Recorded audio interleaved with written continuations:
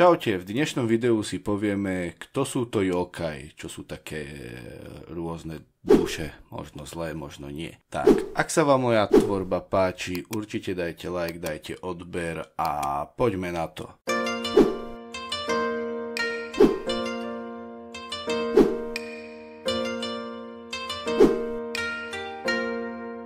Yokai, niekedy tiež obake alebo bakemono, je kolektívne označenie pre rôznych duchov, démonov, magických zvierat alebo celkovo duchov a všeobecnejšie pre akýkoľvek nevysvetliteľný jav v japonskom folklóre. Yokai sú charakterizovaní ako bytosti na hranici, žijú na periférii, na mostoch alebo rozcestiach či križovatkách. Objavujú sa behom súmraku alebo úsvitu a nie sú ani ľudia či zvieratá. Na rozdiel od kami majú čisto negatívne charakterové vlastnosti a tropia neplechu či už z hrubosti alebo ako by som povedal zo zloty alebo hravosti. Buddhistickí démoni ako rohatí zlobrí oni majú z yokajov najzápornejší charakter a najhrubšie chovanie. Ale oni nie sú vyložene zlí a nie je treba pri konfrontácii ich nejak zabiť, ak to nie je samozrejme nutné. Hranice medzi týmito dvoma druhami bytostí je ale mlhavá. Podľa výkladu folkloristy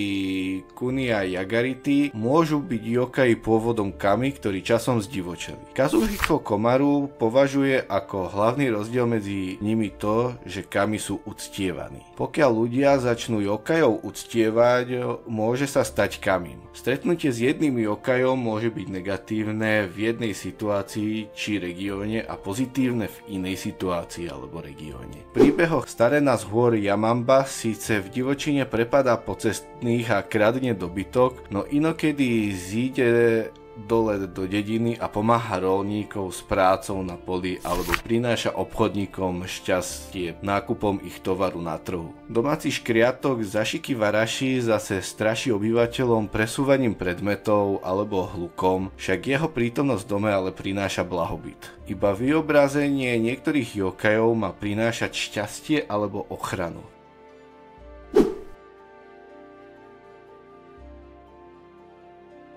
Behom obdobia Edo sa ich popisom, kategorizáciou, ale aj ich vymyslením zaoberali učenci a umelci, stali sa súčasťou encyklopédií a vlastných beštiárov. Medzi tie najznámejšie patrí obrázkový zvitok Hyakai Zukan Sushia Sawaki z roku 1737 a Sekienova štvordielna séria obrázkových kníh z dekomprinty Gazu Hyaki Yagio, vydaná medzi rokmi 1776 až 1784. Z obávaných a tabuizovaných démonov sa yokai stali omnoho všednejší a ľudia sa čítaním o nich a prezeraním ich obrázkov skôr bavili. Behom obdobia Meiji sa objavila snaha o ich racionalizáciu a vedecké vysvetlenie. Tým sa preslávil predovšetkým filozof Enryo Inoue.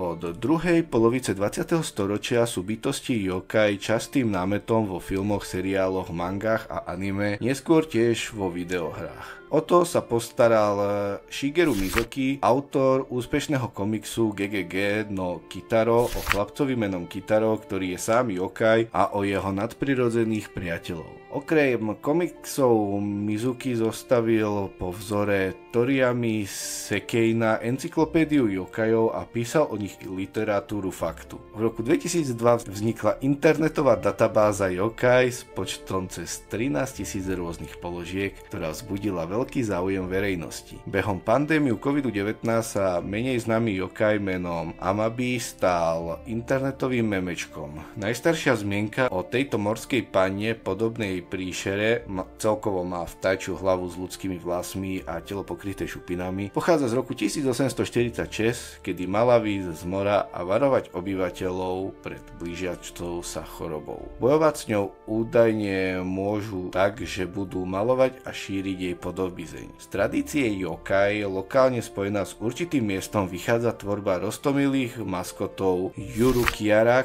ktorí sa stali v prvom desaťročí 21.